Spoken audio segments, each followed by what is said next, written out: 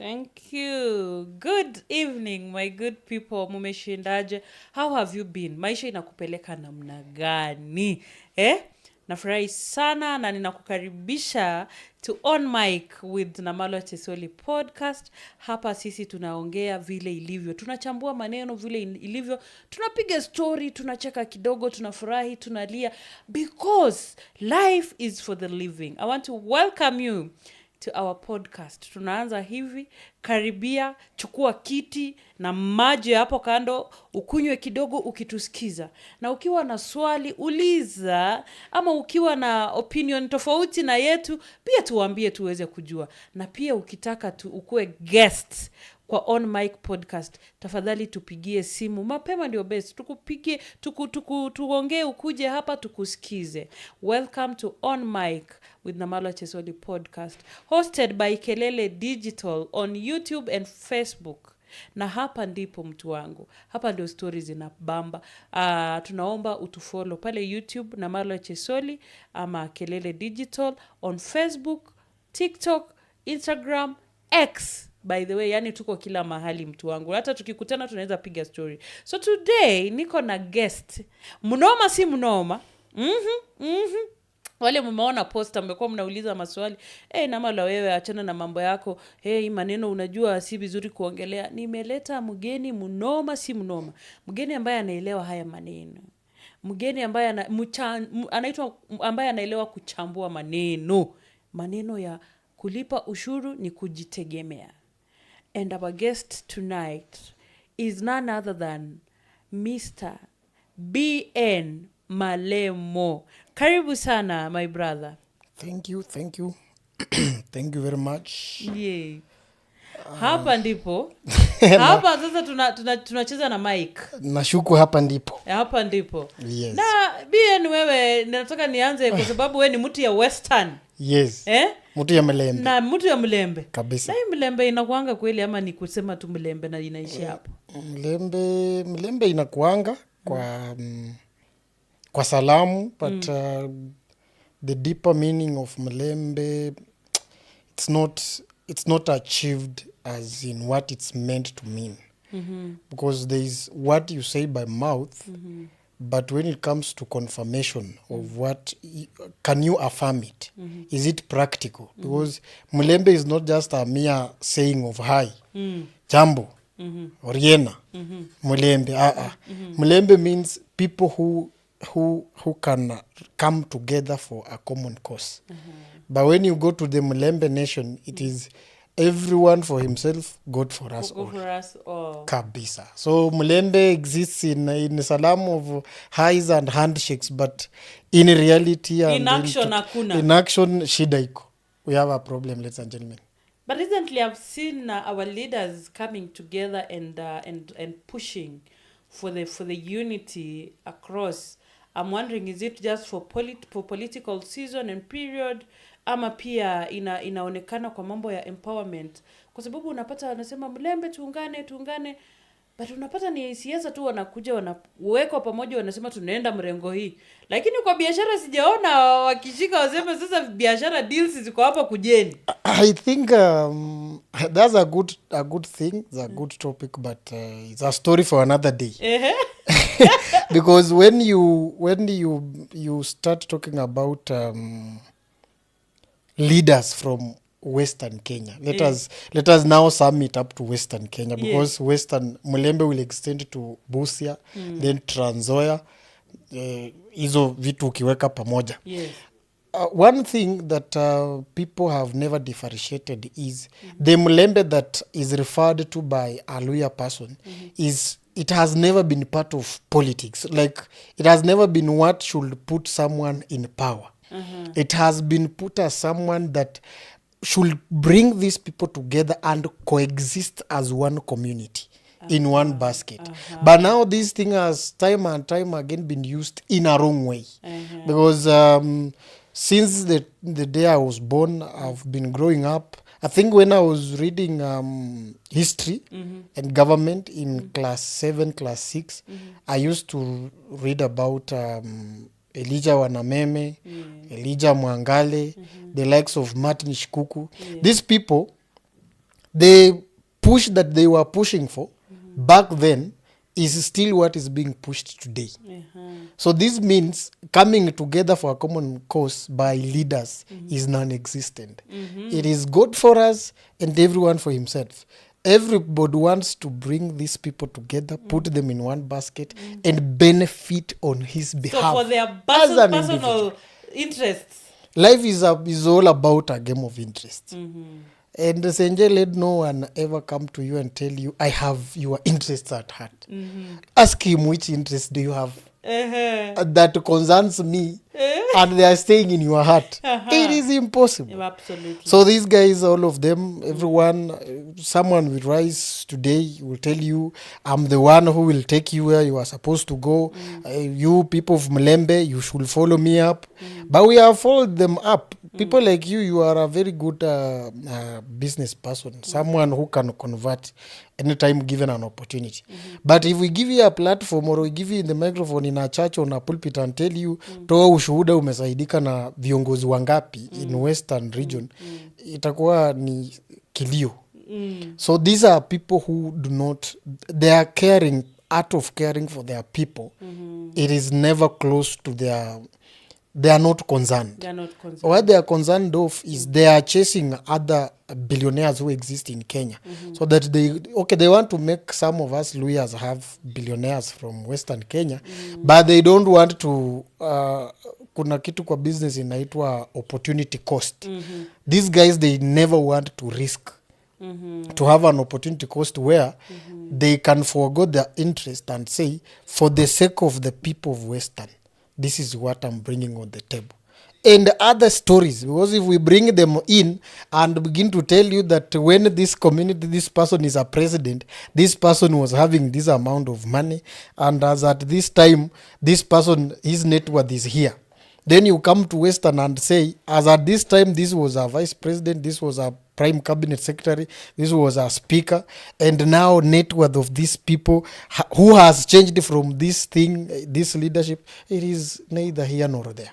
So it is just a delulu, a camouflage of clueless individuals who are fighting for their own interest. But nevertheless, me, one thing I encourage people is that life is personal cause. You fight for your own cause. The more we blame them, they can wake up one day and tell you, time mimi nilikuwa natafuta wewe ulikuwa wapi. So wewe ungetafuta ukuje usaidie watu wengine. So we make it a personal responsibility. We fight for it at an individual level, so that in case zile wakati zikifika pia sisi tufike pale juu tusikufanane na hawa wangwana. Na sasa on that BN nikuulize, is it possible when it comes to empowerment and entrepreneurship or opportunities? Yes. Because I've seen other tribes doing it for their communities. Yes. If you look at even the largest number of tribes that are maybe going to abroad to work, yes, for opportunities there, yes, they're so high. Yes. If you look at a number from Rift Valley, yes, Ikoju, yes, Central the same, yes, Luo the same, yes, Ukambani the same, yes. But now when it comes to Western Kenya, yani ile mbali tumeenda ni tumeleta watoto wetu wakuwe watchman na house helps Nairobi. When you use those terms of our own being watchmen and house helps, people will throw stones at you. But unfortunately, that's just a fact. Because if today you walk in the streets of Nairobi, most of the time when you want to you're looking for parking and you want maybe to have a place to put your car, you will leave your car. When you come, you want to pay, someone gives you a number. Once you send money, you will get the name that is very familiar with you. Me, I have not, mimi sijasema. So this informs you that in terms of empowerment, because if you go to Uasin Gishu today, the number of scandals that have been in Uasin Gishu because of people who are supposed to be taken to Finland, others to Australia, Canada, and what have you. These are people, when they get an opportunity, my dear, let me shock you that another person from another tribe being in the United States of America will be very comfortable to be joined by a daughter or a son of a neighbor while in the States. Yes. But Aluya, who has managed to secure a seat in the United States of America.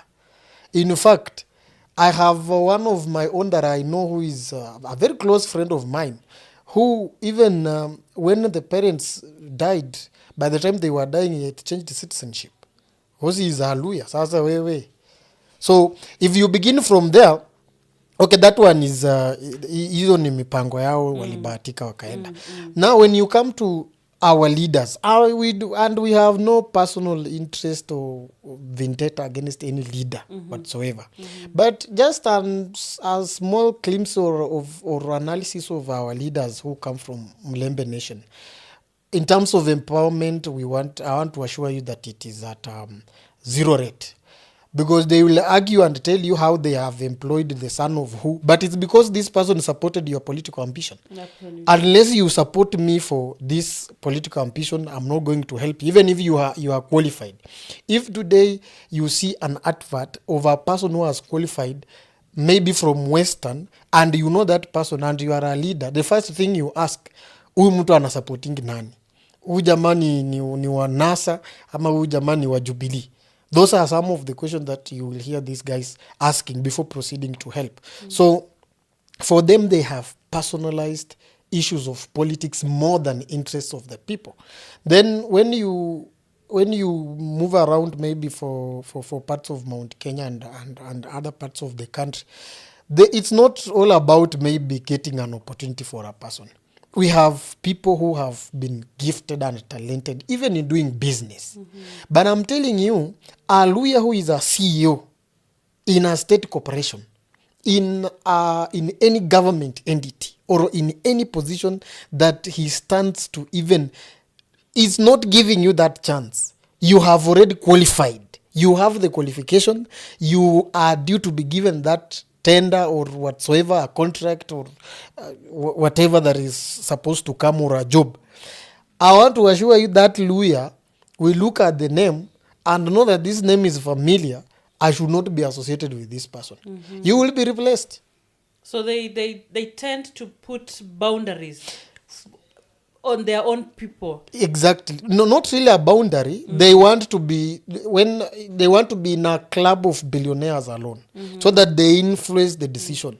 The secret is, let us make them poor so that we can rule them forever. You can manipulate. We can manipulate and they come and give us handouts. Exactly. So kama kuna opportunity ya grow ya kufanya nini, hawa jamaa when you walk around and you get some small chicks and whatever that are working in these government entities, most of them have been given opportunities by our lawyers. And one thing I like is that we are not mentioning names, but you know, those are some of the things and some of the reasons why, as lawyers, we will never stand in for our own. You have even if today you get an opportunity, someone knows someone who is maybe packaging something from China, or someone who can ship some goods and items from wherever outside country, and he has that opportunity. You know, when you are dealing with a brother from the mountain, he doesn't fear competition. Yeah. He will tell you, well, let us put these things together, sisi to songe. If you get a Somali, the reason why Somalis will go far and they are still going far, these are people who can pull their capital together, and go for something, bring it here in Kenya, then subdivide based on the capital that you had. So you will find someone who had a capital of maybe 500,000 shillings or 1.5 million. 500,000. They put together if there are 10, these are guys who are going to have about 50 million. 50 million, what is it that you cannot import? We tembea hii kona hivi, pata Mluya mwambie bana, we niko na mpango hapa, nataka tufanye hivi. Atakuuliza sasa, na ukiniosha. those are some of the questions Luya will first ask you. Bana mi unaweza nitoka. nitoka. But to people who have a vision and they want to go far, most of the time risk is there. Risk exists. Yes. And you will never know people unless you transact or deal with them. Absolutely. So if you have never dealt with a person, obviously you will have your doubts. But sasa shida sisi ule aendelee, ule asonge bana. Haiwezekani. Sasa Inataka nibaki tu mimi. Mimi ndio kusema, mimi ndio kucall shots. Hiyo mambo sasa ya our Luya people and their characters and what they do. That is a total sum. Is that you must be my subject. And I'm your master. So if I am at a place where I can find you on the road and give you 100 so that you can sing, yes, I think I'm well off. I'm very free to give you 100 in the morning, 100 and then to song. Ama asubuhi muamkie kwangu mkunywe chai, mkule lunch, mkule na supper. Ukitaka mkosane mwambie na hii mia unanipea hii asubuhi na jioni kwa siku 200, si uweke tu pamoja alafu utanipea mwezi ikiisha, mtakosana. Because that money will help you.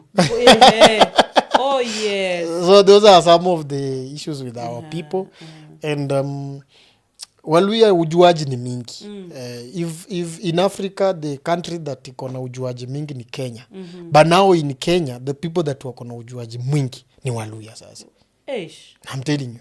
I didn't know that. You cannot govern Waluya. If you want to prove me wrong, go to the Luya political arena today and see how many people want to be kingpins of Luya. How many? Because if you go to Rift Valley, you have one person. If you go to Nyanza, you have one person. If you're going to the coast, you have one person that these guys will listen to. Even if many of them have raised the ranks where they are, but one person will speak and they will listen. Yes. Go to Kambani. Kambani, they have had one kingpin for years now. But we in Western, we don't have those things because we don't believe in being ruled. We don't believe in direction. Ati sijui nani ndio kiongozi anaongoza nani na anatuambia nini. Hata sisi but they say kwa sababu tuko sub tribes mingi ndio maana. Yeah, even Kikuyus have sub tribes. You know, people don't know that. Kikuyus have sub tribes inside. Wameja hivi the sub tribes of Kikuyu. Kalenjins they have them very many. The cost the same. The same. You go to Ukambani ndio we can at least say kuna mpango kidogo. Yeah. But if you go to the coast we have the 9 tribes of the Mijikenda. Kwani nyinyi Waluya si mnaongea lugha moja na mnaelewana? Si mtulize boli mkae chini mkubaliane huyu ndio kiongozi. Which it will never happen, by the way, for the record. It will never happen. And having a leader in Western Kenya, he has said, today, we as the Luyas, they will ask you, we, you, and who? Whom are you weing? Si ni watu wa maswali. Wacha mchezo bana, watakwambia mungwana my friend. Utuliza poli. Hold on, shika break. Wow. Yes. Those are your people, those are our people. Our people. But and we love them. It is one of the reasons actually that you know, now I think we are the biggest population in Kenya, the Luyas. We are about 8 million. If you are not the first one, we are the second tribe in Kenya. In Kenya, we have had injustices being committed, especially on the side of census, where the census has been always fabricated. The other time you had the Somalis won a case in court, the people from not Somali, the people from northern part of Kenya, where the numbers that were given were not actual. Someone who has power in those positions when census are being undertaken, because they know in Kenya resources are against numbers. So there are people who fabricated these things. But if you bring these things out now into reality and facts on the sheet, Luyas, we are supposed to be even number 1. But now, because there are few operatives here and there, because if we will have the next census will be free and fair. And you know that one gives you a challenge, because if census alone just counting people cannot be free and fair, I don't know how you will get election that is free and fair. So It's not possible. It's okay. It's possible depending on how the leadership of the country decides if it will want to work on facts or it will want to continue working on rumors and fabrications. Yes.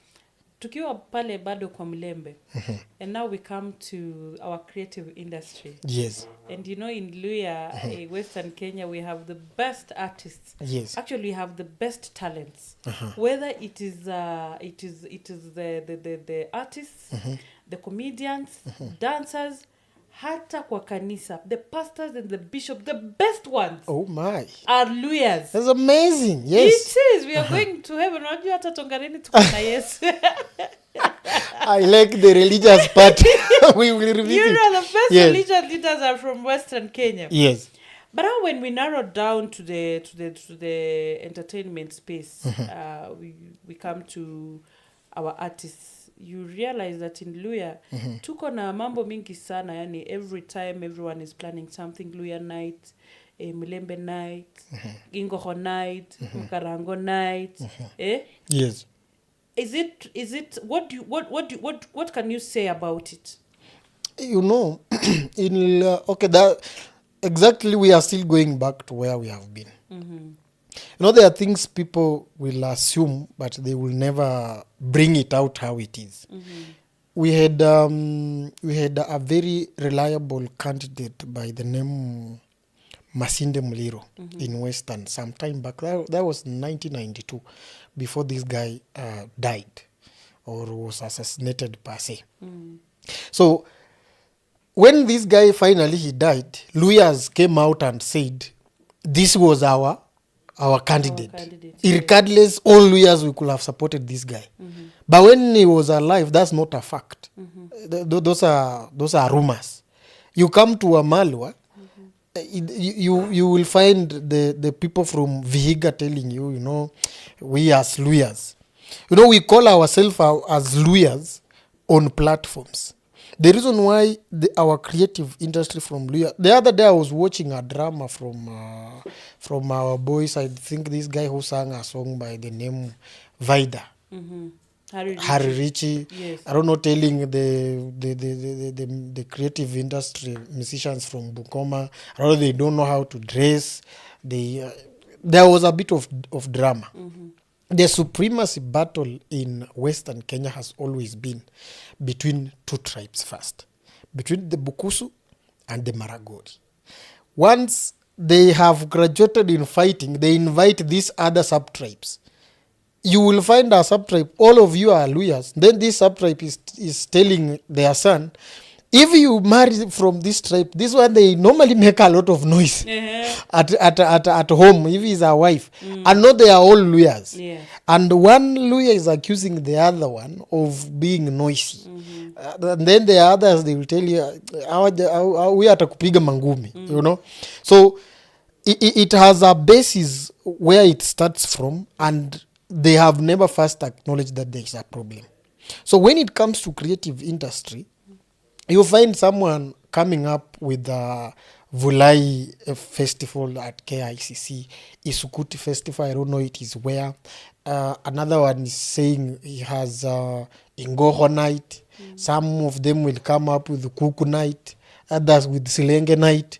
So you find the reason why all these things are coming up, it's because if you check in detail, they have not been prepared. There is no one that has been prepared by two Bukusus or three Bukusus who are coming up with an idea of one event. Never. All these different events have come up because these are different sub-tribes. Yeah. So the Maragori ones are coming up with that something. You get Bukusus are coming up with something. The Kisas, the Wanyore. Whatever, the Wanyore, Idaho, Cabras and whatever.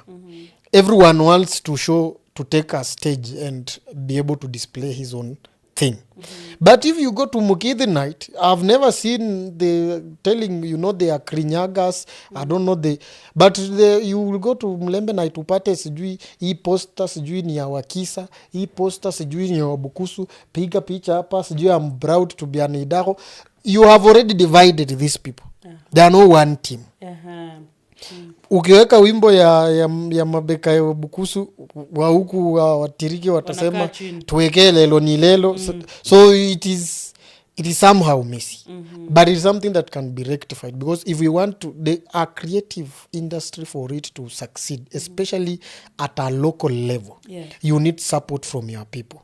The people who have made Prince Inda to be where he is, it is first his people from Kisumu. These are the people who have decided this is our own.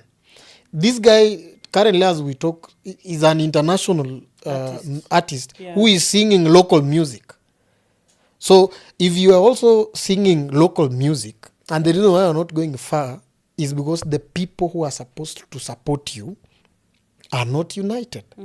Because mimi nikisikia wimbo imeimbwa from kama Swena Lwanyi, that has been sung from either maybe Kakamega or whatever, I must be proud of it. First, it's not because it is not a Bukusu song, but because I can hear what he is talking about. I know what is Lwanyi, I know what is Swena, so I can be able to listen to that music without feelings.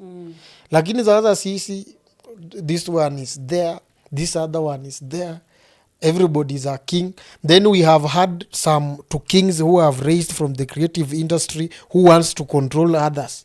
Mimi nimeweka hapa hii yangu, I must show them, I must show them who I am.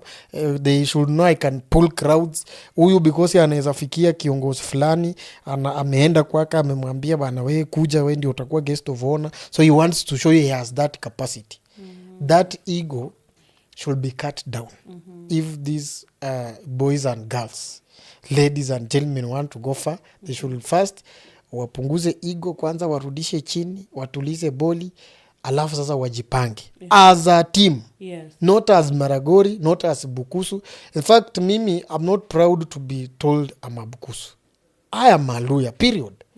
Mambo ya Bukusu kwetu, and the problem with the Luya, he will first tell you mimi ni Muluya, mimi ni Mbubukusu, mimi ni wa clan fulani, mimi kwetu tena mama sijui ni wanne, mimi ni wa mama namba 3, alafu tena kwa kina mama namba 3. So you wonder what are you talking about?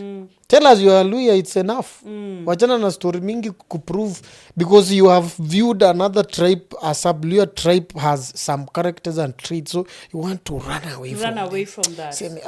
And I feel that is what is happening in the music industry, the Luya artist, because someone is misbehaving, or someone looks like he's going to make it and is not from your tribe. So you come up, and I've seen that happening so much, especially on social media.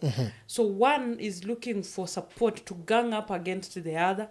Then the other also is looking for support to gang up against the other. But you realize that even for us to support them, they must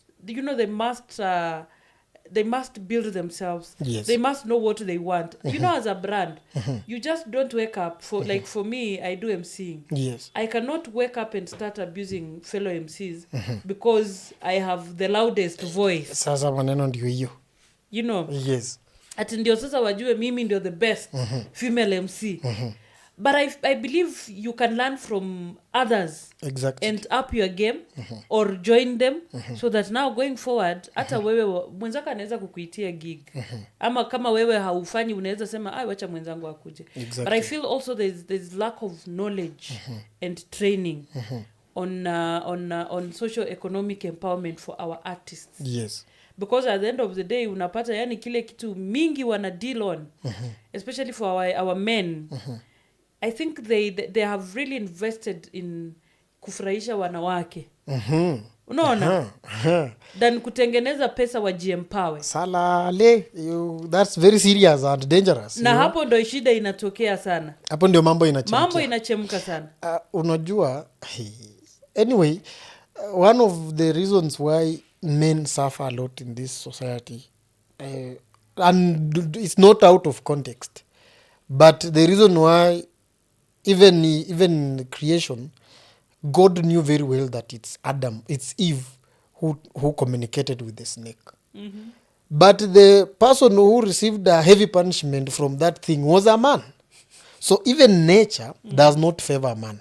Anyway, in total sum, most of the problems men are getting is because they want either to prove a woman wrong or to make a woman happy. Hiyo ndio sasa mipango inafanya. Ukipatana na mtu anapambana, anamangamanga, anazunguka, anafanya nini, most of the time those two factors they are up and running. And the women who are here, you have a daughter, lazima upeleke yeye shule, you have a wife, lazima wakule kwa nyumba, or maybe you have a mother, inafaa ukishashughulika, ukishatenga lazima umtumie kitu. So our creative industry, it should up their game. Because some of them, you hear them accusing each other, sijui huyu alipatikana kwa nyumba ya nani, sijui bila nguo, I don't know who was doing what, sijui nani alikuwa anafanya nini. So these are people who should be called to order, one, and then waambiwe, I think enough is enough. Let us before you have a collab with someone from Kisumu or someone from Eldoret, I think you have your brother here, mumepiga na yeye ngapi? Huyu ni brother yako Maragori, ndugu yangu, anaimba wimbo, umewahi muapproach muimbe na yeye? Hapana. Na mzaza, mbona unatafuta utuletee mtu atuimbie sisi lugha ambayo hatuelewi? So that from there, once we put our energy together as a team, as a force, tukienda pale nje tunaonekana kama watu wenye wako na mpango na watu wenye wako na form. Lakini sasa hii mambo kidogo sijui wa mama, sasa hii inaleta shida kidogo. Inaleta shida. And our dear viewers, I hope you're following. Thank you so much for keeping it up with On Mic with Namalwa Chesoli. And we are live on Kelele Digital pale YouTube, and on Namalwa Chesoli on YouTube, Facebook and TikTok. So kama uko na swali ama ungependa kuchangia, tafadhali leave us a message on TikTok or on Facebook, even on YouTube, and we'll be able to read it out or invite you to our studio so that now you can be our next guest. And also, kama uko na biashara or you provide services and products, we can showcase for visibility. We advertise on our platform. Tukiwa live hivi tu, your business itakuwa pale, our viewers wanaona na wanafurahi, wanajua kumbe this is what you offer as a business, either it is products or services. So for you to do that, to share with us what you do, contact me on 0712 11 27 78. Contact me on 07 12 11 27 78. Visibility is very important to your business. So please partner with us for advertising your business on Mic with Namalwa Chesoli podcast. Moving on. BN. Malemo. Kuna shida sana na sisi wa Kenya. You know, we were told that once you have an ID, you must have a PIN certificate. Personal identification number. Yes. And that number is given by KRA. And it has given us a lot of sleepless nights. Ukienda pale kwa cyber, you get a PIN because maybe you want to apply for a job or help. But at the end of the day, ni kama kujifunga pingu za maisha na PIN. Is it true? Tell us. Tunauoga sana. Okay, I think in terms of having an ID and opening a KRA PIN with that ID, one, we want first to understand where does KRA come in, because we have mentioned the word KRA. So there are people who don't understand mostly. Unapata mtu anasema mi nalipa tax yangu hata sioni kitu inanisaidia, you know, we are doing this, or where does this money go, or KRA ilisanya pesa fulani. One, people should understand that a government, or for a government to be called a government, the reason why it's called a government, it's because it has citizens who are paying tax to that government. Just like how a cow, for it to give you milk, or for a cow to exist, lazima ikule nyasi. Nyasi ya gava ni tax zenye unawalipa. So kama jamaa inafaa mkuwe na gava kwa taifa lenu. Where there is no government, there is no tax. And where there is tax, there must be a government. So if you attain the legal age of 18 years, 18 years means you are a person of sound mind who can be able to contribute to the stability and growth of a nation. You can only grow a nation through paying taxes. And you can only pay tax by having an identification as a person who has been registered to pay tax. KRA pin is not a uniform maybe to take you to school. Is not some shoe to prevent you from maybe the cold that is going on. A KRA pin is the simplest way to explain the existence of a KRA pin is for you to pay tax. So anytime you have an identification card, it is advisable to have a KRA pin. Because there comes a time where you might be forced to get a KRA pin, and there are transactions that might be calculated backwards. Because maybe you might be having maybe 1 or 2 transactions you are supposed to declare, and by mistake you don't have that KRA pin, and someone who wants to give you that KRA pin tells you, for me to give you, I want to open for you a KRA pin and charge this amount on this KRA pin. So utapata when KRA gets you opening a pin at the age of 35, we will open a Pandora box. Then we begin asking ourselves, if this guy is going to be paid 1 million here, na huyu mtu anamlipa amwambia, without a KRA pin I will not be able to pay you. So this means this is a guy who has been receiving money and he has not been paying tax. So how do we do this thing? We are supposed to review, tulete bank statement yako, we review backwards. And that is now the time you will start regretting.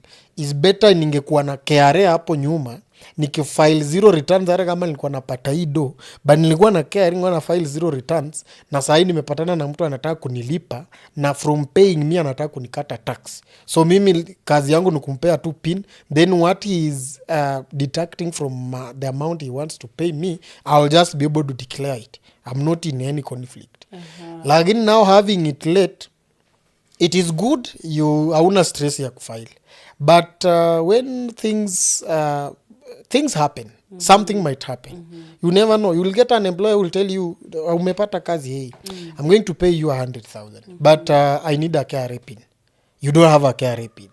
You get a KRA pin, and one thing Kenyans must understand is KRA systems are being upgraded every day.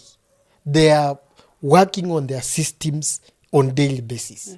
They want to close the gap. So if by that time it comes that wewe umefungua pin na 30 years and their system can be able to extract data from your bank and tell them that in the period of 10 years this guy has been able to receive 20 million, you will pay that one. You will be penalized, and then you will be able to be told how much are you supposed to pay on the 20.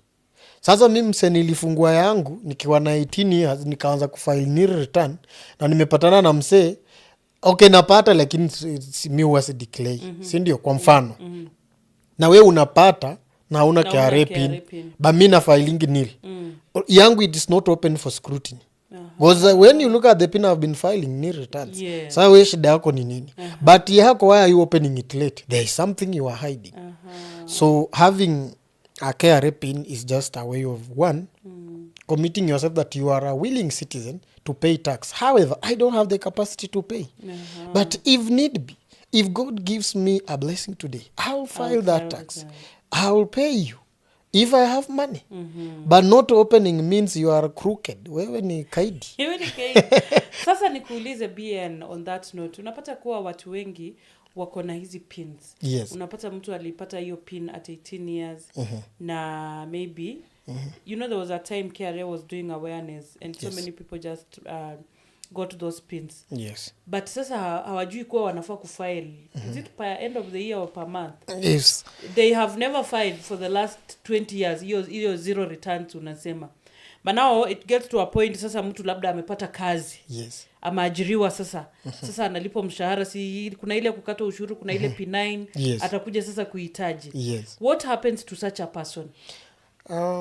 One, it is very messy. One, by not filing tax for 20 years, this means you are at the age of about 38 years. 38 years.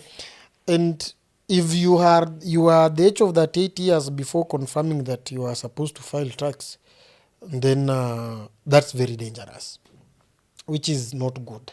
However, in Kenya Revenue Authority, they must be faulted for a fact, because these guys, there is no way you are going to initiate me. Even Christianity that is free, once you have been baptized and received as a Christian, umekiri kwamba Yesu ni Bwana. Wanakupatia karatasi, wanakuambia andika hapo jina, pastor atakupigia simu. Yes. Then pastor calls you, anakuambia ni aje, mimi ndo nilikuombea leo, so nilikuwa nafuatilia nijue unaendeleaje, this is how Christianity is undertaken, ukikaa hivi unafanya hivi. But now these are the people who they are initiating you in something that is time bound. It has a time limit, but you are giving someone a KRA pin who is opening it because maybe anafaa kuconnectiwa stima yake kwake. Yeah. Maybe huu ni jamaa alikuwa amepata tu kakig mahali, msama amemwambia mimi ndio nikulipe ukwe na KRA pin, maybe ka contract hivi. Mtu anakimbia mbia anamfungulia pin ya analipwa doesi, anajua tu hiyo ni kama NSSF ama ni kama NHIF, so it doesn't bother that person. I think KRA is doing poorly in terms of creating awareness on those pins that they are giving people.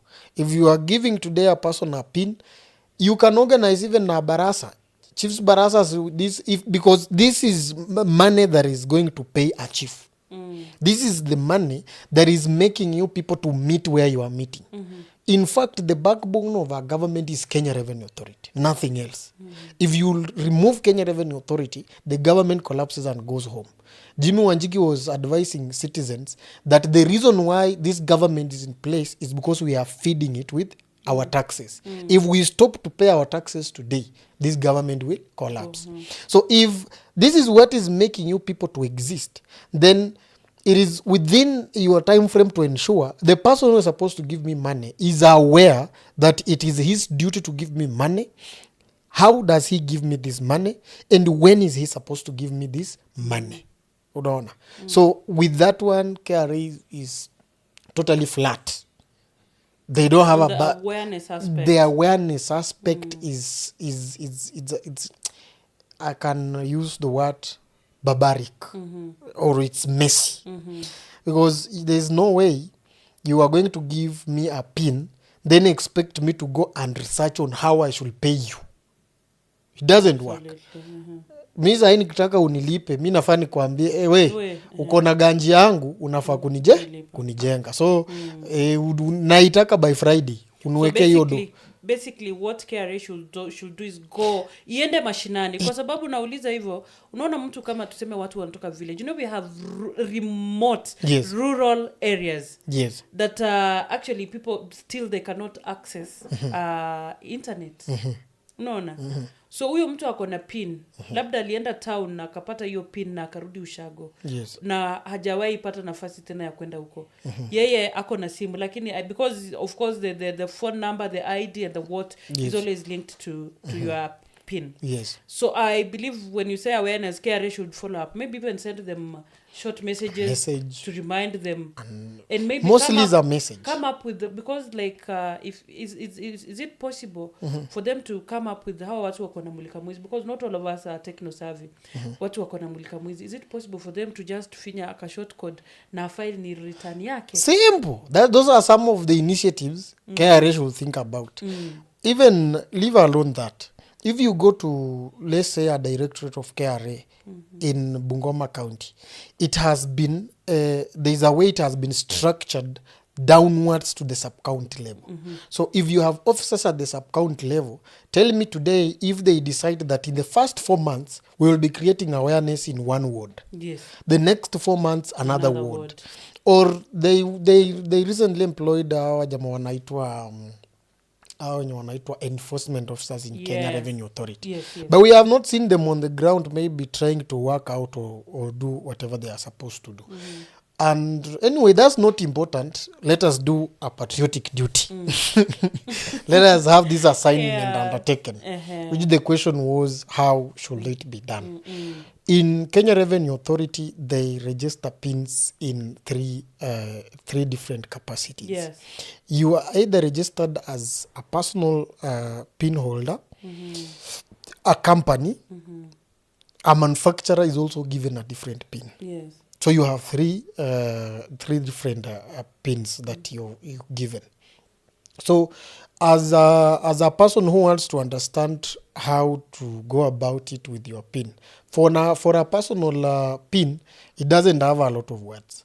A personal pin for an employed person, you are supposed to just pay something called pay as you earn. Yes. Pay as you earn calculated depending on how much of a salary are you getting. Then pay as you earn, the good thing with pay as you earn, it is payable by your employer, which the employer is supposed to ensure by 9th of every month he has filed and remitted that payment. Then at also a personal level, what you are supposed to do in case you have anything, you will be able to declare it at the end of the year before I think June 30th of this subsequent year. If we are talking about tax for 2024, from January 2024 to December 2024, 30th December 2024, those taxes are supposed to be declared. Your employer filed, yes, but along the way you might have had other incomes. You might have had maybe you sold some items that are taxable, you did anything. They are supposed now to be declared before 30th of June for that subsequent year. Then for a personal pin also, I think it doesn't have a lot of words. And when we say personal, means personal. Yako. Then we have a personal pin that is attached to a business. That one now changes a lot of things. Then that one, the personal pin that is attached to a business, and then a company pin. These pins have similarities because all of them are working as companies. Only that yours is a business name which is linked to your KRA personal pin. Then this other one is a company that has been registered by Registrar of Companies that is operating as a separate legal entity from the owner of that transaction. And so under that, yes. Maybe just to ask, when it comes to business, yes, and people who own business and have those pins, you realize that so many of them fear even by the mention of KRA. Yes. Because they believe maze KRA wanaweza kuja kukufungia wakuwekee madeni milioni wataban. Is it what happens mpaka mfanyibiashara afike mahali KRA inamdai mamilioni ya pesa? That's where I think I'm coming. Now, a business, the reason why people fear KRA is because of records. And even before we explore KRA too much, businesses in Kenya have a problem with records. They are run as briefcases. If today you walk into a business of someone, tuseme mtu anauza mboga na ndizi na machungwa na maembe na nini, and ask that person, nisaidie kitabu yako ledger, nione uliingiza maembe hii siku, ilikuwa maembe ngapi, then hii Friday uliuza hivi, Saturday uliuza hivi, hii uliuza hivi. They don't have records, and that is, it gives KRA an advantage. Just as we have explained about having a pin or not having a pin, having it is better. So same to a business. Having records of a business and having a KRA pin it does not worry you anymore, because what makes KRA to use or take advantage of you, I have a friend of mine who has come to me to consult on matters tax, and he was in 2024 the system shows that he had done sales ranging to 5.2 million that were received on his account. Then I asked him, do you have the records of this? Because for us to be able to talk to them and get a solution out of it, we must have a proper record that is functioning. Unfortunately, he had none. So if KRA declares that these were sales that you received and you have not paid VAT, they are right, because you can't prove it's not sales. Unaona? So having a business pin and a company pin, there is no way KRA can be able to interfere with your daily running if you are keeping proper records and engaging yourself in proper tax declaration procedures. Because if I'm selling sugar and I've gone to Mumias Sugar, Cabras, or in a supermarket to buy sugar so that I can be able to come and sell, the first thing I'm supposed to do as a business person is to ensure the person who is selling me sugar is tax compliant. Because if he's going to give me sugar and he's going to give me a VAT receipt, when I come to my shop and I'm selling it to my customers and selling them at a VAT cost, I'm going to have a complete record of input VAT and output VAT. But if I'm going to get sugar through a back door, because in Kenya for you to make a profit, unless you know someone, so you might want to maximize on the profit, of which at the end of the day it ends up to be very expensive, because you will maximize today, transact for 3 years, then KRA comes in and gives you a clean bill of a tax of about 3 million, and you have done business of 5 million. So if you less the two, even the stock alone, it cannot merge. But if you are engaging in a correct tax practice, there is no way interacting with the KRA is going to give you some bit of kizunguzungu and whatever. Kwa hivyo watu wafanye the right thing, waache kuogopa. So KRA kusema ukweli ni ndio inafanya tuko na nchi. Yes. So before we talk about the tax system, have your records in place. And the importance of records, even that one I can be able to dwell there for some time because it's very important. The importance of records in a business is you will buy let's say a phone for about, let's say, an iPhone today, an iPhone 16, it's going for about 150,000. Yeah. Then I will be able to leave my business premises, go order that phone somewhere, or use my bundles and order that phone. Get that phone and come with it, so that I wait for a customer and nipate mmoja wa online after nimerun ad ya hiyo simu. Yes. Ad nimespend 3k, Yes. ama tuseme 4,000. Nimepata customer nimeiuza na 165 or 170. You know, our business people, they will be very comfortable to take 150 minus 170. Manze nimemake 20k bana. Kona 20k. But a business person who is serious, and you will never hear them complaining about KRA. You have some of them who are paying KRA effectively. One, akienda kununua hiyo simu, anataka angalie cost ya kutafuta hii simu kwanza. Ndio nitembee kwa mtandao nilinunua data kama ya Yes. Ndio nijitoe kwa duka yangu nitafuta hiyo simu, nilitumia 250 ama 500. Time yangu niliweka hapo ndani. Tao. Nikawacha kazi zingine zote, kama uko na bibi ulimuacha baridi, wewe ukaenda kutafuta simu. Umeenda umeleta hiyo simu. Kufika na hiyo simu kwenda na kurudi, ukifika kwa shop yako utafanya packaging ya hiyo simu. Yes. Ukishamaliza kupackage hiyo simu, kama umemaliza, utatumia customer, maybe by use of a bus, whatever, ufanye transportation cost, hii simu imufikie. This person who is very keen on the 150,000 he's going to come to have about 10,000 or 12,000 as the cost of getting this phone, or even about 12,000.